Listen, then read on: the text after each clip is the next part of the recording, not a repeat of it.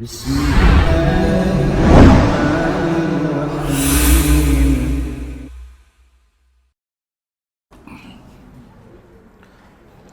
بسم الله الحمد لله والصلاة والسلام على أشرف الأنبياء والمرسلين وعلى آله وصحبه ومن تبعهم بإحسان إلى يوم الدين أما بعد Khawani fillah rahimani wa rahimakumullah. Kita lanjutkan kembali pembacaan Masailul Jahiliyati. Sekarang kita masuk masail yang ke-28 dan juga insyaallah ta'ala 29. Ya, masail yang ke-28 dan ke-29 ini sebetulnya berbicara tentang kondisi orang-orang Yahud. Ya, orang-orang juga ahlul kitab Yahudi dan Nasara yang Allah kabarkan di dalam surat Al-Baqarah ayat 91. Di sini kita akan diberi kabar oleh Allah Subhanahu wa taala tentang karakter orang-orang Yahudi dan juga orang-orang Nasara. Dan pembahasan ini ya 28 dan 29 juga masih punya hubungan dengan masail yang sebelumnya, yaitu masail 26 dan 27. Terakhir kita bahas mereka melakukan tahrif, yaitu memalingkan, mengganti ataupun mentakwil nas yang ada, mafhum. Dan kemudian mereka buat buku, mereka buat tulisan. Nah, ini hikmahnya Allah Subhanahu wa taala, sunnatullah, ketika al-haq sudah diacak-acak, sudah dirubah, dibuatlah sebuah tulisan dan buku, maka ya Allah Subhanahu wa taala kembali tajdid, perbaharui hal tersebut dengan mengutus para rasul sekaligus menguji mereka apakah betul ya menerima atau mengimani ya rasul yang diutus dan kitab yang mereka bawa. Kita baca saja. Qala al-mu'allif rahimahullah ats-tsaminatu wal ishruna, masail yang ke-28. Annahum la ya'qiluna. Antum ya'qilun atau yaqbalun?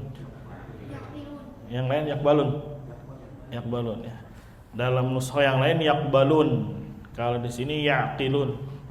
Semakna. Bahwasanya mereka la yaqbalun berarti tidak mau menerima. Kalau la yaqilun tidak mau memikirkan. Ya, tidak mau mencerna, tidak mau mengkaji.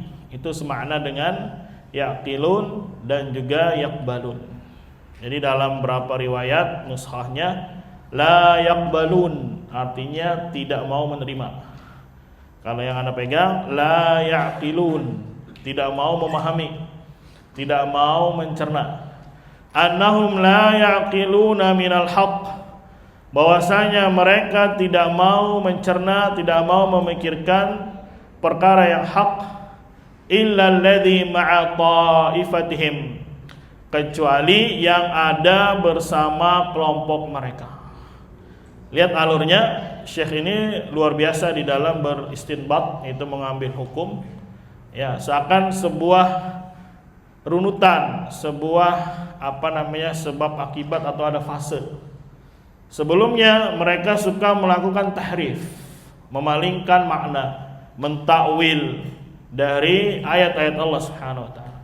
Kemudian hasilnya dibuatlah buku, dibuatlah tulisan, kemudian disebarluaskan. Kemudian datanglah al-haq untuk membantah hal tersebut.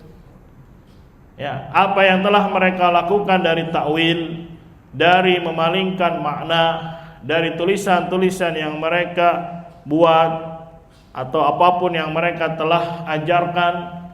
Kemudian datanglah al-haq, tapi bukan dari kelompoknya, tapi bukan dari golongannya. Lantas apa yang mereka lakukan? La ya'qiluna minal haqq illal ladzi ma'a ta'ifatihim. Mereka tidak mau menerima, tidak mau mencerna dari al-haq kecuali yang ada bersama kelompok mereka. Kaqauli ta'ala, sebagaimana Allah Subhanahu wa taala katakan, qalu nu'minu bima unzila alaina. Surat Al-Baqarah ayat berapa? 91. Ya, sebelumnya kalau kita baca ayatnya lebih lengkap, Allah katakan wa idza qila lahum aminu bima anzalallah. Dan apabila dikatakan kepada mereka itu ahlul kitab, aminu bima anzalallah, imanilah segala apa yang Allah Subhanahu wa taala turunkan. Kan ceritanya nih Yahudi dan Nasara kelakuannya kan tahrif. Kemudian datanglah Nabi Muhammad sallallahu alaihi wasallam. Atau bisa juga kasusnya sebelum Nabi Muhammad. Ini Yahudi melakukan tahrif. Kemudian untuk merubah mereka, untuk memperbaiki mereka, diutuslah Nabi sama Isa. Sedemikian karena sudah Taurat sudah diapain? Dirubah, diacak dan seterusnya, akhirnya Allah turunkan sama Nabi Isa. Dan apabila dikatakan kepada mereka imanilah apa yang Allah Subhanahu wa taala turunkan, lantas mereka berkata qalu nu'minu bima unzila alaina. Mereka berkata kami hanya beriman dengan apa yang diturunkan kepada kami. Yaitu beriman hanya kepada apa? Taurat yang tadi sudah diacak, yang sudah dirubah, yang sudah dijadikan menurut mereka inilah kitab mereka. Ini sekali lagi kebiasaan orang-orang apa? Jahiliyah. Padahal Nabi Isa datang alaihissalam musaddiqan, membenarkan apa yang ada di dalam Taurat. Ya, membenarkan, kemudian meluruskan dan seterusnya dari apa yang terjadi kesalahan di dalam tahrif di dalam Taurat. Atau juga ya ini berlaku untuk Nasara dan juga Yahudi.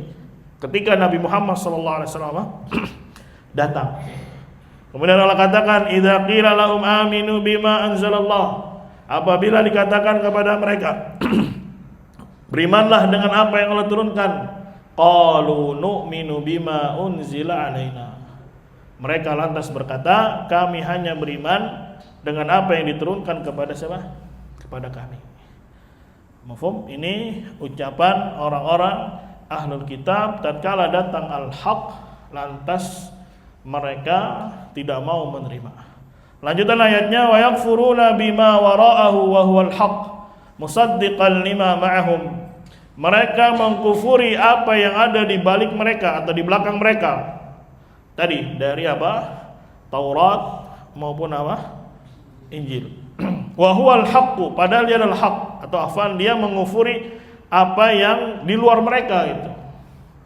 Tadi dari Injil ataupun Al-Qur'an. Padahal dia adalah hak, musaddiqan lima ma'ahum, dalam keadaan membenarkan apa yang ada bersama mereka. Kami ini lanjutan ayat bisa dicek nanti di surat Al-Baqarah ayat berapa? 91 dari wa idza qila lahum aminu kama aminu bima anzalallah qalu nu'minu bima unzila alaina wa yakfuruna bima wara'ahu wa huwal haq musaddiqan lima ma'ahum. Nanti lanjutan ayatnya di Masail yang ke-29. Jadi sekali lagi ini karakter orang-orang jahiliyah, ya, umat terdahulu, terkhususnya Yahudi dan Nasara. Tatkala mereka sudah merubah apa yang Allah Subhanahu wa taala tetapkan, datanglah al-haq, tapi bukan dari kelompok mereka. Mereka menolaknya, mereka tidak mau menerimanya, mereka tidak mau mencernanya.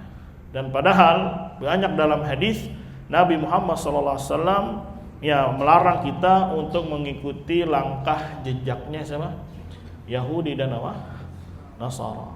Nasrul afiyah wassalam. Ya, dan ini waktu terjadi.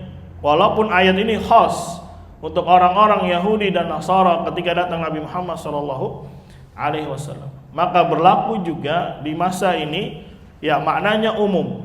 Setiap kali datang al-haq kepada dia, tentunya al-haq itu pasti ada barometernya. Ya, yang bersumber dari Al-Qur'an, bersumber dari apa? Hadis, begitu juga pemahaman salaful ummah. Karena bukan dari golongannya, akhirnya mereka menolak. Padahal ya al-haq siapapun dari manapun datangnya, selama itu adalah al-haq, maka wajib kita terima. Bahkan para imam-imam terdahulu sudah memberi nasihat. Ya, kalau pendapatku salah, pendapatku menyelisihi apa yang datang dari Nabi SAW, maka buanglah ucapanku. Ya, sebagaimana kata Imam Syafi'i, buang ucapanku ke tembok, kata beliau. Maksudnya buang ke belakang. Ya, ambil apa yang datang dari Nabi Muhammad SAW. Dan ini hikmah dari Allah Subhanahu Wa Taala. Tidak mungkin seorang itu maksum kecuali Nabi Muhammad SAW. Bahkan kata Imam Malik, ya kulluna yurad wa yuqbal. Setiap kita itu bisa ditolak, bisa diterima. Illa kecuali sahib hadal kubur, penghuni kuburan ini, maksudnya Nabi Muhammad sallallahu alaihi wasallam. Karena Nabi sallallahu alaihi wasallam maksum, Nabi sallallahu alaihi wasallam ya berucap dari wahyu. Wa ma yantiqu 'anil hawa in huwa illa wahyun yuha. Kata Allah Subhanahu wa taala, tidaklah dia berbicara dari hawa nafsunya, hanya saja diberikan wahyu oleh Allah Subhanahu wa taala. Mafhum, inilah hikmah. Walaupun sekelas Imam Syafi'i, Imam Malik, Imam Ahmad dan yang lainnya, jikalau mereka menyelisih yang namanya al-haq, ya maka tidak boleh diterima. Misalkan yang menegurnya mungkin dari orang Yahudi atau dari orang Nasara, tapi kalau apa yang mereka bawa adalah al-haq, maka wajib kita terima. Inilah hikmahnya, kita jangan berfokus pada tokoh, jangan berfokus pada person, karena person bisa jadi salah, bisa jadi keliru. Setinggi apapun ilmunya, setinggi apapun gelarnya, maka yang dijunjung tinggi adalah al-haq. Yang dijunjung tinggi adalah dalil, hujjah. Bukan berarti kita taklid kepada para ulama, para masyayikh, ya, tapi pahamilah Allah Subhanahu wa taala telah janjikan di setiap masa, di setiap tempat pasti akan ada rijal. Itu para ulama yang mereka mansurun, ya ditolong oleh Allah Subhanahu wa taala alal haq. Tetap ada sampai yaumul qiyamah. Kita mengikuti mereka karena mereka membawa al-haq, bukan karena individunya. Ya, karena setiap individu pasti bisa diterima, bisa juga ditolak. Tapi yang kita lihat adalah bagaimana mereka membawa dalil. Maka kita muliakan mereka karena mereka membawa al-haq. Ya, ini enak sebetulnya kalau punya prinsip seperti ini. Siapapun dia, ketika membawa al-haq, maka wajib diterima. Jangan sampai kita menerima atau tasyabbuh, menyerupai orang-orang Yahud. Ketika datang kebenaran, mereka mengatakan qalu nu'minu bima unzila alaina. Ya, ini model karakter yang pertama. Satu sisi mereka menolak al-haq, ya nanti yang ke-29 dikirain setelah dia menolak al-haq, dia akan menjalankan apa yang ada pada mereka. Enggak taunya enggak dijalankan juga. Jadi berlipat-lipat jahiliyahnya. Yang pertama sudah menolak al-haq, ya kemudian dikira dia akan menjalankan apa yang ada pada mereka dari Taurat, enggak taunya juga meninggalkan isi yang ada di dalam Taurat. Kita baca qala al-mu'allif rahimahullah at-tasi'atu wal ishruna, dan masail yang ke-29, annahum ma'adzalik, bahwasanya mereka bersama itu yang tadi yang pertama, yang duluan, yang mereka tidak mau menerima al-haq kecuali dari kelompoknya. La ya'lamuna bima taquluhu ta'ifatuhum, mereka tidak mau mengamalkan apa yang telah diucapkan oleh kelompok mereka. Double-double ini ya. Ya, sudah al-haq yang datang dia tolak dengan alasan ini di luar kelompok kami, ini di luar komunitas kami, ini di luar ustadz kami. Tapi bersama dengan itu mereka juga tidak mau mengamalkan apa yang kelompok mereka telah tetapkan, apa yang dibawa diyakini oleh kelompok mereka. Kama nabbaha Allah Ta'ala alaihi biqaulihi, sebagaimana Allah nabbaha, tegur, Allah peringati atas hal tersebut dengan ucapannya qul falima taqtuluna anbiya Allah min qablu in kuntum mu'minin. Katakanlah wahai Muhammad, ini masih lanjutan surat Al-Baqarah ayat 91. Katakanlah wahai Muhammad, Maka kenapa kalian membunuh nabi-nabi Allah sebelumnya? Jikalau kalian termasuk orang-orang yang beriman. Kalau kalian memang beriman kepada Taurat, ya kenapa kalian membunuh para nabi? Padahal di Taurat tidak boleh, ya ada larangan untuk membunuh apa? Para nabi. Kenapa malah ya Tauratnya diingkari, dia malah mengerjakan apa yang dilarang yang ada di dalam apa? Taurat. Dibunuh, Zakaria dibunuh. Ya Yahya dibunuh dan seterusnya. Bahkan ada yang dipotong dari apa? Atasnya sampai bawahnya, ya dibunuh. Itu kelakuannya orang-orang apa? Yahud. Kelakuannya orang-orang apa? Yahud. Jadi di sini kita bisa pahami ya mafhum kerusakan orang-orang Yahud. Yang pertama membunuh para anbiya. Dan yang kedua, padahal Taurat juga memerintahkan untuk mengikuti Nabi Muhammad SAW, malah dia ingkari, malah dia tolak, malah dia kufuri, malah bahkan ingin membunuh juga Nabi Muhammad SAW. Ya ini betul-betul perangai jahiliyah. Ya ini kita bicara secara global aja. Nanti bisa kita lihat faktualnya memang ada di tengah-tengah kita seperti ini. Ya datang al-haq, nggak taunya tidak sesuai dengan seleranya, tidak sesuai dengan kelompoknya, al-haq dia main dibuang.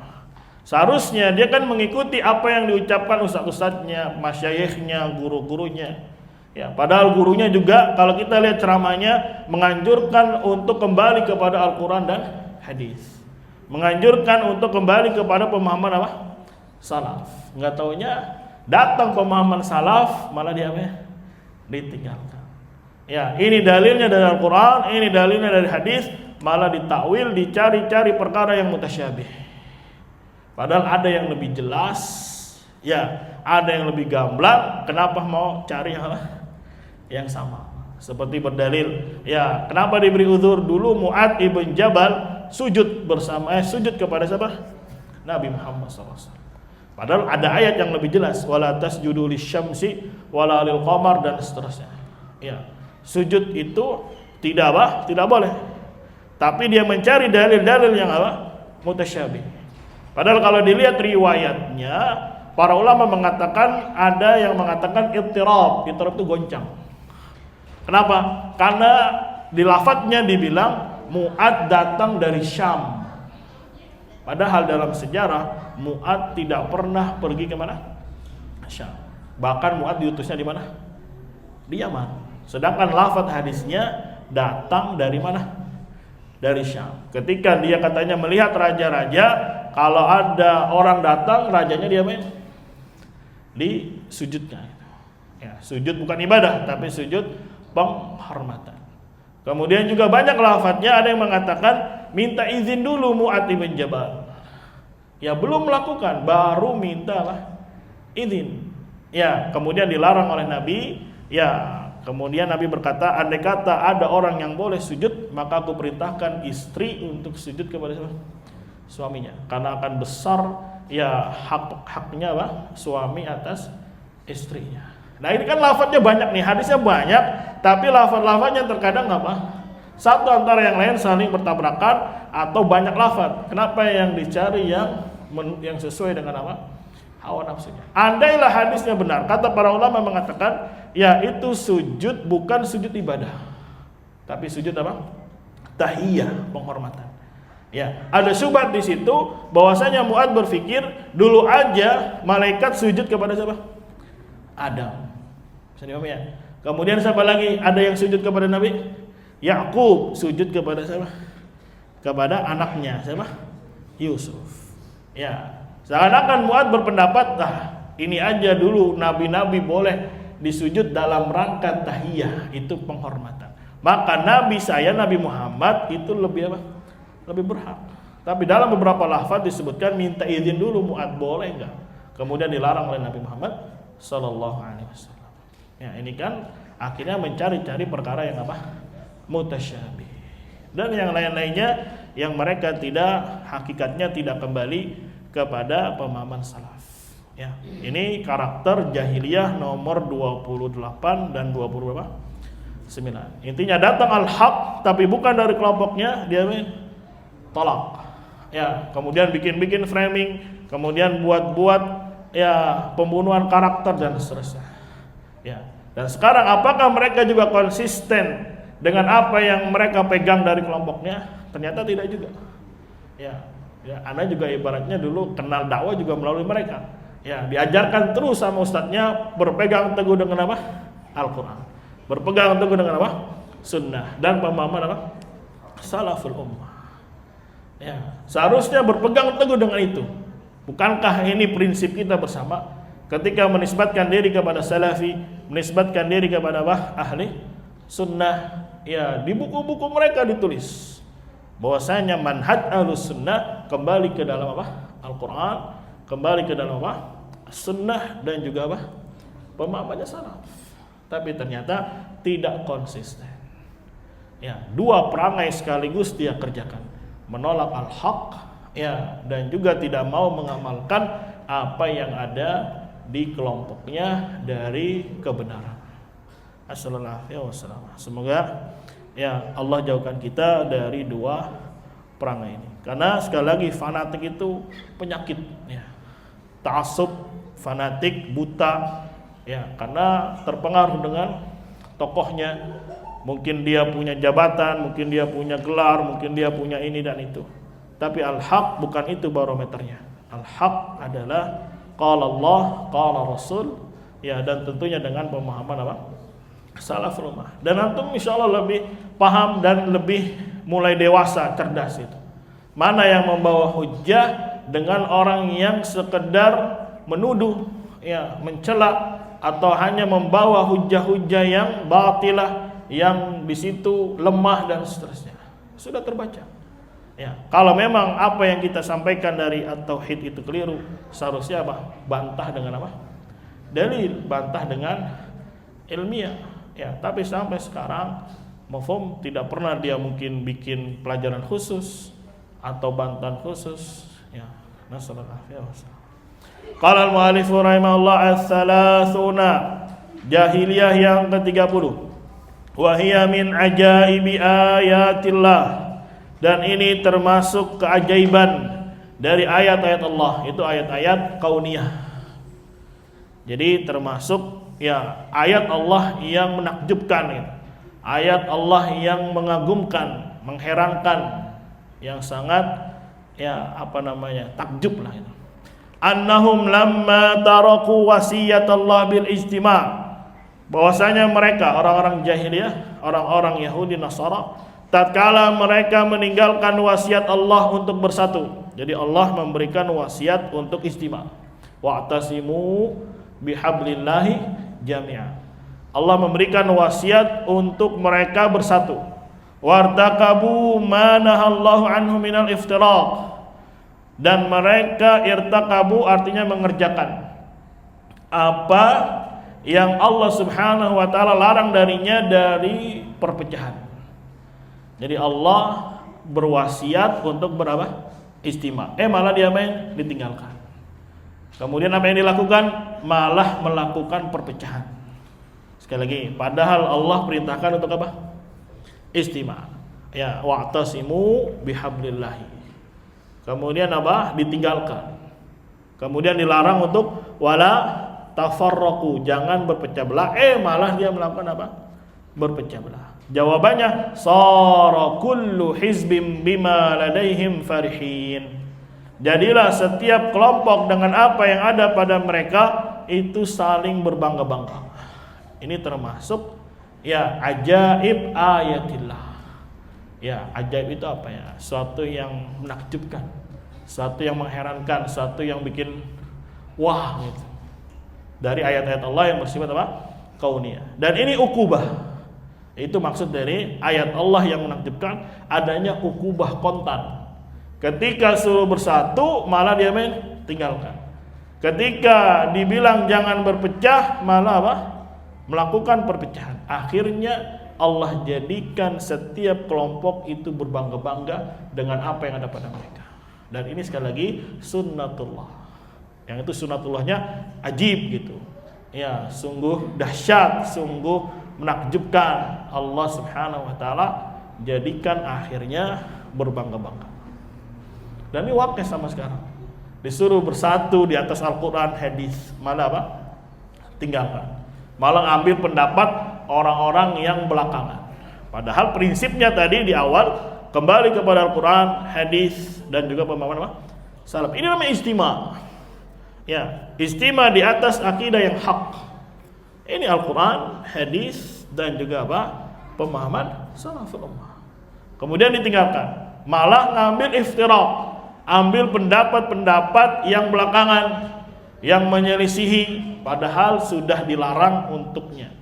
Malah itu dijadikan apa? Pegangan. Sebagaimana kita baca dalam masalah misalkan tarku, ya hukmu tariki shalah. Padahal sudah tegak apa? Ijma. Akhirnya dia cari-cari yang mutasyabih. Dicari katanya Imam Malik tidak mengkafirkan. Setelah dicek nggak ada bahwasanya nas Imam Malik rahimahullah tidak mengkafirkan, nggak ada. Begitu juga dicek katanya Imam Syafi'i tidak mengkafirkan. Setelah diperiksa dari murid-murid terdekatnya seperti Imam Muzani, nggak ada Imam Syafi'i ngomong seperti itu. Yang ada malah mengkafirkan. Begitu juga katanya Imam Ahmad punya 2 riwayat. Pada riwayat yang pertama yang mengkafirkan orang yang meninggal sholat itu banyak dan gamblang. Sedangkan riwayat yang Imam Ahmad katanya tidak mengkafirkan itu goyang-goyang riwayatnya. Goyang-goyang. Ya, sanadnya kurang sahih dan seterusnya. Kenapa yang diambil yang mana? Yang ini. Ini kan berarti lebih senang mengambil yang namanya iftiraq. Ya, sedangkan riwayat yang jelas yang gamblang dia dibuang. Padahal dalam riwayat yang jelas dan gamblang itu ada ijtima, persatuan. Ya, kenapa? Karena dia mengambil pendapatnya salaf dari kalangan sahabat, begitu juga tabi'in yang mereka telah sepakat bahwasanya orang yang meninggalkan salat ya baik malas, ya sengaja, mafhum, kemudian juga menentang, semuanya hukumnya apa? Sama. Padahal dengan mengambil itu ada yang namanya apa? Ijtima. Ketika ijtima ini ditolak, kemudian perpecahan ini diterima, sara kullu hizbin bima ladaihim farihin. Jadilah setiap kelompok merasa apa? Bangga. Jadi ini ada indikasi ketika banyaknya kelompok-kelompok mafhum dan saling bangga, berarti ada yang salah di dalam akarnya. Ya, sebagaimana pohon misalkan, pohon kenapa nih kuntet? Pohon ini nggak tumbuh, pohon ini nggak ada buahnya lama. Yang disalahkan namanya bawahnya, ya. Karena bisa jadi apa? Kurang sehat dan seterusnya. Akarnya yang rusak. Tapi ketika akarnya yang bagus, itu akidahnya yang bagus. Lihat bagaimana Aus dan Khazraj. Itu perang saudara luar biasa ini. Bukan hanya puluhan tahun, tapi sudah apa? Ratusan tahun. Tapi ketika datang Nabi Muhammad SAW membawa akidah yang hak luar biasa, saling ulfah, saling bersatu, saling lemah lembut, saling menolong, saling mendukung dan seterusnya. Tapi lihat ketika adanya perpecahan, ya saling menjauh, saling boikot dalam perkara-perkara yang sifatnya remeh. Dan hari ini kita saksikan dengan mata kepala kita sendiri. Begitu banyak apa? Mengaji misalnya atau belakangan. Ya banyak sekali, dan setiap ya kelompok-kelompok ini bangga. Ada yang ini mengaji. Setiap kelompok punya sendiri, gacoknya sendiri, punya tokohnya apa? Sendiri. Masing-masing apa? Merasa apa? Bangga. Yang ini bangga dengan radionya, ini bangga juga dengan apa? Radionya. Ya, ini bangga dengan komunitasnya, ini bangga dengan komunitasnya.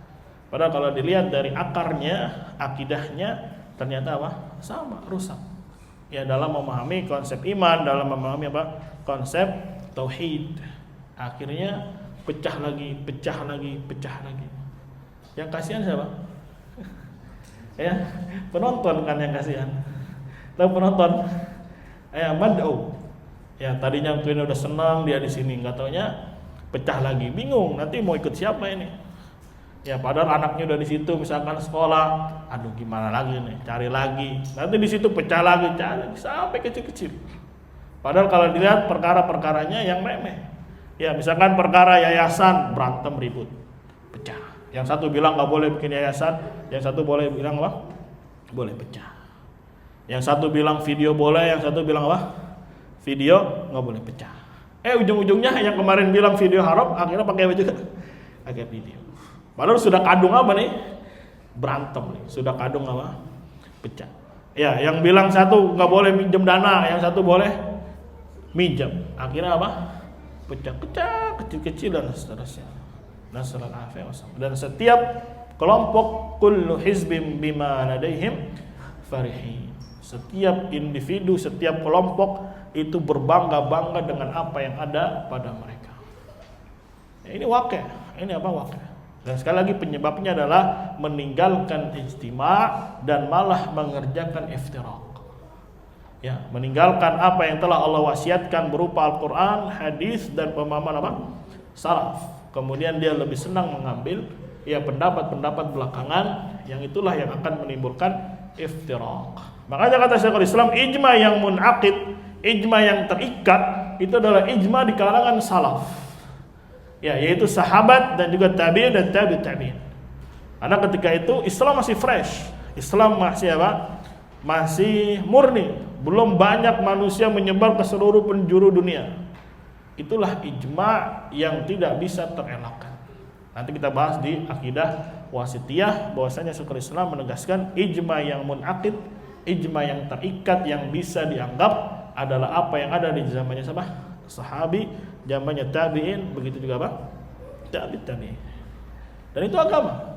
Ya, kalaulah itu salah pasti ya Allah Subhanahu wa taala akan balikkan itu. Allah yang Maha menjaga agama ini. Andai kata itu apa? Keliru, pasti akan ada orang-orang yang siap menegurnya, yang membantahnya dengan ilmiah. Ya, ini sunnatullah. Ketika ya ijma dilanggar, ketika iftiraq malah dikerjakan, sara kullu hizbim bima ladaihim farihin. Maka menarik ya Syekh Fauzan di dalam syarah ini beliau memberikan wasiat yang namanya tauhidil muslimin, menyatukan kaum muslimin itu bukan begini modelnya. Ya, dengan meninggalkan ijtima dan mengambil iftiraq. Tapi apa? Ajak mereka kepada akidah yang sahihah. Benarkan akidah mereka, benarkan tauhid mereka, benarkan iman mereka, benarkan ibadah mereka. Ini yang bisa menyatukan kaum apa? Kaum muslimin. Walaupun lambat, walaupun pelan-pelan, tapi insyaallah taala barokahnya besar.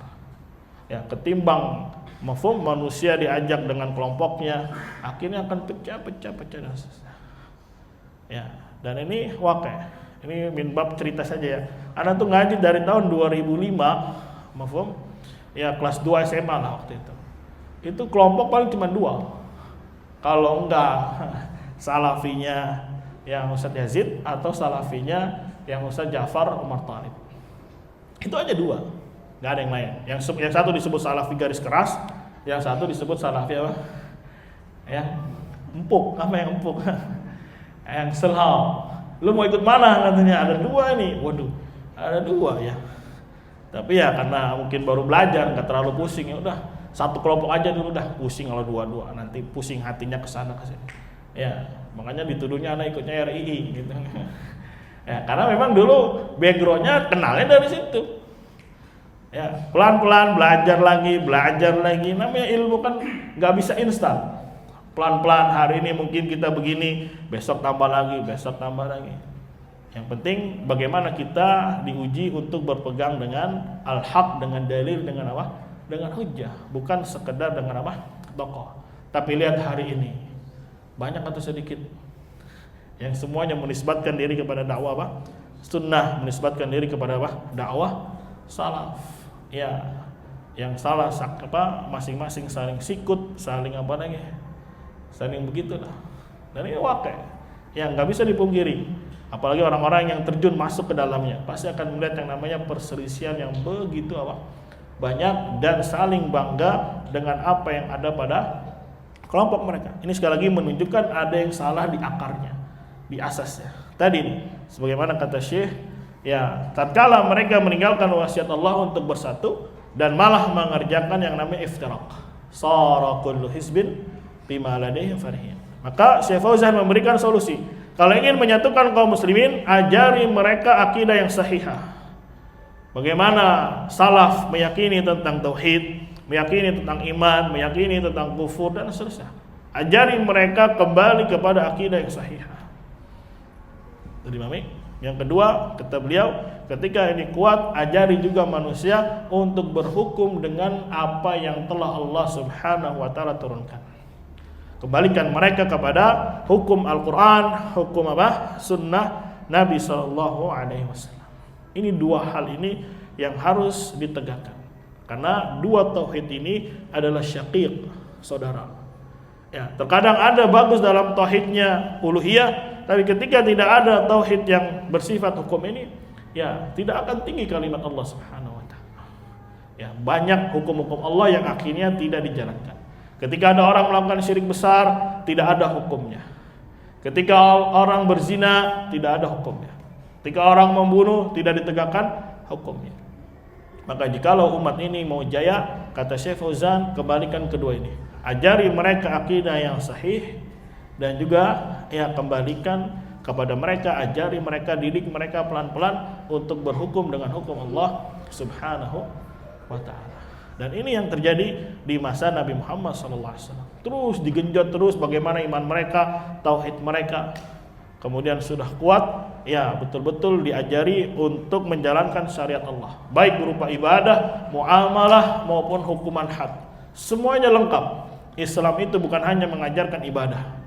Islam itu mengajarkan akhlak, mengajarkan ekonomi, jual beli. Islam mengajarkan muamalah antara satu orang dengan yang lainnya, dengan tetangganya, dengan orang tuanya, ya dengan temannya, dengan ulamanya, dengan gurunya dan seterusnya. Begitu juga ada hukum pidana dan yang lainnya, semuanya diatur lengkap di dalam apa? Di Islam.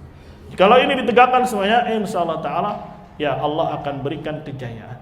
Tapi ketika ini ditinggal, ya terjadilah apa yang terjadi. Ini maksud dari min ajaib ayatillah. Ya ayat Allah yang sangat menakjubkan, yang sangat mengagumkan. Ya ketika sebab ini dijalankan akan terjadi seperti ini. Ketika sebab yang lain juga dijalankan akan seperti ini. Itu yang disebut dengan sunnatullah kauniyah. Ketetapan Allah yang bersifat apa? Kauni. Kauni itu takdir. Ya, dan memang kita tidak tahu takdir kita ke depan seperti apa, tapi Allah berikan jalan-jalannya.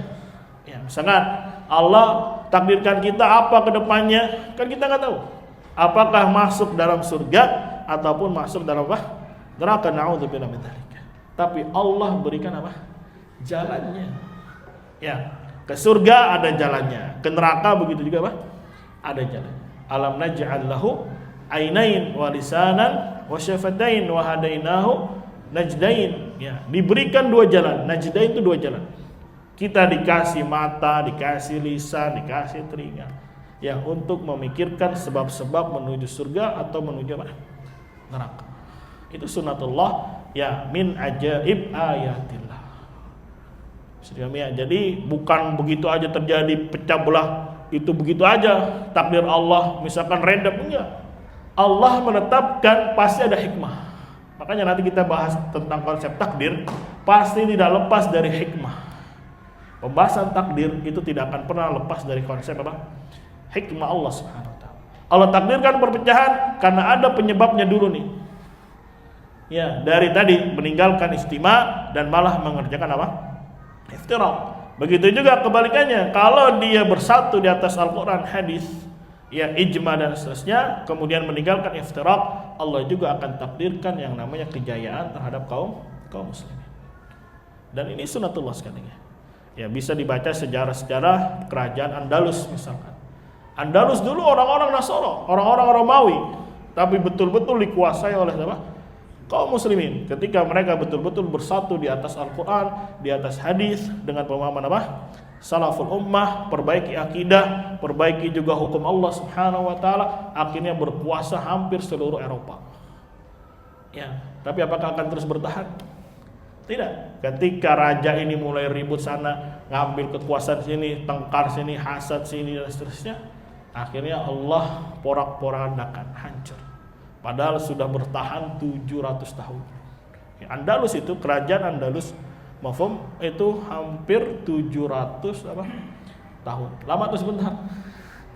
Ya, lumayan 700 tahun. Ya, tapi akhirnya sampai diberi dua pilihan. Masuk Nasara atau keluar dari Spanyol. Orang-orang Islam. Sampai digituin. Ya, makanya banyak yang keluar dari Spanyol. Dia mempertahankan imannya, lebih baik keluar meninggalkan tanah mereka, yaitu yang di Spanyol, karena itu udah turun temurun itu. Bukan hanya 1-2 generasi, itu 700 tahun. Kira-kira berapa generasi itu? Kalau 100 tahun aja bisa 2 generasi, 700 tahun bisa berapa? 14 generasi. Yang ibaratnya tanahnya dia di sini, dia punya, dia bercocok tanam di sana, dia punya rumah. Tapi untuk mempertahankan Islamnya, akhirnya lebih baik keluar. Ya, itu sunnatullah min ajaib, sekali lagi min ajaibi ayatillah. Termasuk ayat-ayat Allah yang sangat menakjubkan kalau kita mau perhatikan. Sekali lagi, ya nanti mungkin bisa dicek sarahnya dari Syekh Fauzan hafizahullah yang bab pembahasan masail yang ke-30. Ya, beliau menegaskan tauhidul muslimin, menyatukan kaum muslimin itu cuma 2 caranya. Ajari mereka akidah yang sahih, kemudian pelan-pelan terapkan hukum Allah Subhanahu wa taala semampunya. Ya, sesuai dengan taraf kemampuan masing-masing. Ya, kalau dia bukan bagian negara ya sudah. Bukan antum yang punya hak misalkan wah ini harus saya rajam, enggak. Ya, karena itu bukan tugasnya individu. Oh, ini harus diapain nih? Ya, langsung dikisos, dibunuh. Tapi pelan-pelan, ya baik hukum Allah berupa warisan, hukum Allah Subhanahu wa taala ya berupa pernikahan dan seterusnya. Tegakkan hukum Allah Subhanahu wa taala pelan-pelan. Mungkin hari ini generasi kita belum begitu sempurna. Bisa jadi nanti di generasi setelahnya. Di generasi apa lagi? Setelahnya. Yang penting kita sudah menapaki atau meletakkan batunya. Ya, meletaki menanam pondasinya. Bisa jadi nanti yang meneruskan adalah siapa? Ya, anak keturunan kita, anak cucu kita. Walaupun mungkin hari ini belum begitu maksimal apa yang kita usahakan. Ya, berharap banyak kepada Allah Subhanahu wa taala, thiqah kepada Allah Subhanahu wa taala. Sebagaimana kisahnya ya Imam Bukhari rahimahullah. Ya, Imam Bukhari itu kalau kita perhatikan, Bukhari punya kakek, punya bapak siapa? Kan dia namanya Muhammad Ibn Ismail, Ibn Ibrahim, Ibn Mughirah, Ibn Bardizbah. Ya, berapa tuh keturunan tuh? 5. Ya, kila yang masuk Islam tuh Bardizbah. Masuk Islam dia, masih namanya Bardizbah. Kemudian punya anak Mughirah. Kemudian punya anak Ibrahim. Ya, yang tadi namanya aneh Bardizbah. Ya, orang mana itu Bardizbah? Persia. Persia Bardizbah. Aneh kan namanya? Ya, kalau di Jawa mungkin namanya Sugiono, ya Sutarno. Nah, nanti mulai bagus nih anaknya Mughirah, masya Allah. Ya, akhirnya ganti lagi anaknya lagi Ibrahim, Nabi Ismail. Ya, baru siapa? Muhammad. Itu Ibrahim Bukhari. Ya, terus berkembang di Bukhara itu. Nggak langsung jaya Bukhara, tapi pelan-pelan dari buyutnya, kakeknya, akhirnya bisa menghasilkan sekelas Imam Bukhari yang ulama sekaliber beliau. Kan itu perlu proses. Ya, al-muhim, mafhum, kita letakkan pondasinya dulu yang kuat. Maka sekali lagi ya bersemangat untuk meletakkan batu pertama ya yang harapannya akan menjadi ya kuat di kedepan harinya. Hari ini mungkin kita belum, ya besok anak kita, besok lagi ya cucu kita. Apalagi ini yang masih muda-muda nih, yang masih ya 15, 20, perjalanan masih panjang. Ya, katanya slogannya Indonesia ya cemas, jangan cemas. Ya, emang emas jangan taruhin C, nanti Indonesia cemas, nanti repot. Ya, Indonesia emas. Kali aja nanti dengan antum ya Islam jaya, Islam bisa ya menegakkan kalimat Allah Subhanahu wa taala. Pelan-pelan dari awal. Ya, pelan-pelan saja. Walaupun fakku raqabah itu berat, jalannya menanjak. Tapi kalau selama asasnya sudah kuat, sudah benar, ya mau ditaruhin bangunan apapun insyaallah taala kuat. Maka perlu ta'awun bersama, mari berdakwah bersama, mengajak manusia untuk mentauhidkan Allah Subhanahu wa ta'ala. Wallahu a'lam bishawab. Ya, fadhal kalau ada yang mau ditanya. Ya.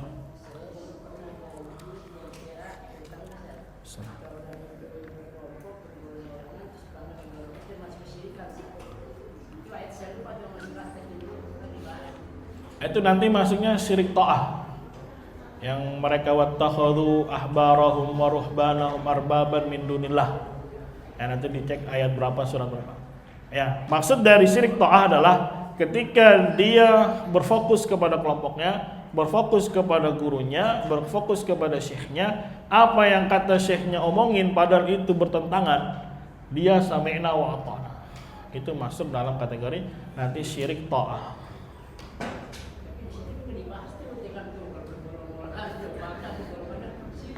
Ya.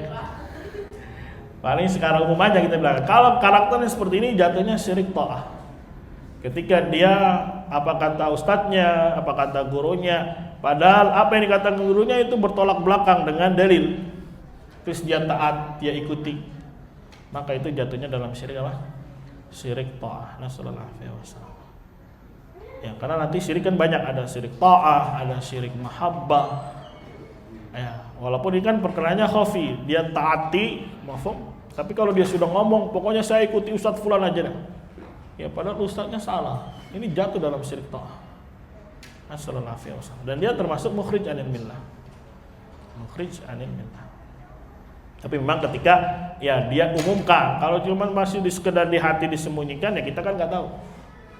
Ya, sampai dia umumkan. Sampai apa? Dia bilang bahwasanya pokoknya saya ikuti apa kata ustadz fulan aja. Nasallallahu alaihi wasallam. Ini pentingnya kita belajar apa? Tauhid. Ya, tanpa sadar terkadang malah jatuh ke dalam apa? Perangkap syaitan.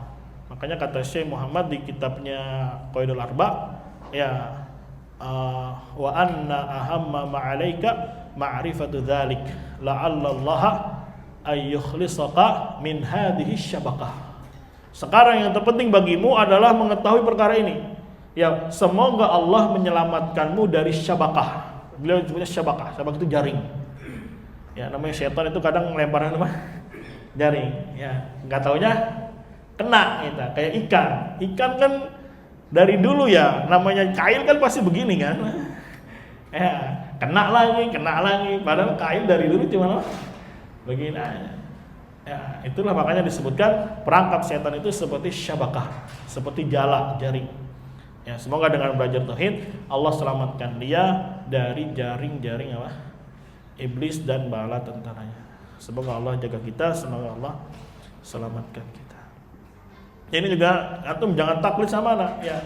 Mafhum, jangan taklid juga sama Syekh Fauzan misalnya dan syekh yang lainnya. Ya, kenapa kita ikuti mereka? Karena mereka membawa apa? Dalil, karena mereka membawa hujjah. Bahkan diakui Syekh Fauzan adalah baqiyatus salaf. Ya, apa itu baqiyatus salaf? Ya, salaf yang tersisa. Mafhum? Ya, salaf yang apa? Yang tersisa. Kita memuliakan beliau karena beliau membawa dalil, beliau membawa apa? Ya, hujjah. Maka itu yang jadi barometer kita sehingga memuliakan beliau. Anggaplah beliau salah, ya semoga Allah jaga beliau. Kita tidak harus atau tidak boleh fanatik mengikutinya. Ya, ini sekali lagi manhajiyah, metode seorang beragama tidak boleh apa? Fanatik. Berat, fanatik itu apa? Ya bisa menjerumuskan orang ke dalam kesyirikan. Nasallallahu alaihi wasallam. Wallahu a'lam bishawab. Mungkin sampai sini kita akhiri. Ya alhamdulillah tanpa terasa sudah 30. Ya walaupun mungkin lebaran gak selesai, lanjut lagi insyaallah. Pelan-pelan 1 kitab, 2 kitab, 3 kitab, ya insyaallah dalam kebaikan, ya antum fil khair insyaallah. Nah, masih banyak kitab salaf yang belum kita baca. Masih banyak. Pelan-pelan sampai nanti kita betul-betul baca kitab-kitabnya salaf yang tebal, ya kitabnya Sunnah punya Khalal, ya punyanya anaknya Imam Ahmad, ya punyanya yang lain, ya Ibnu Battah dan yang lainnya. Itu luar biasa di dalam berpegang teguh dengan apa? Salaf. Ini masih dasar lah ya. Ya biar gak kaget, takutnya orang belajar kitab salaf nanti ya wah kaget lah ya. Kan pelan-pelan di sini ya bertahap. Semoga Allah berikan kita keistiqomahan. Amin ya rabbal alamin. Subhanakallahumma wa bihamdika asyhadu an la ilaha illa anta astaghfiruka wa atubu ilaik. Assalamualaikum warahmatullahi wabarakatuh.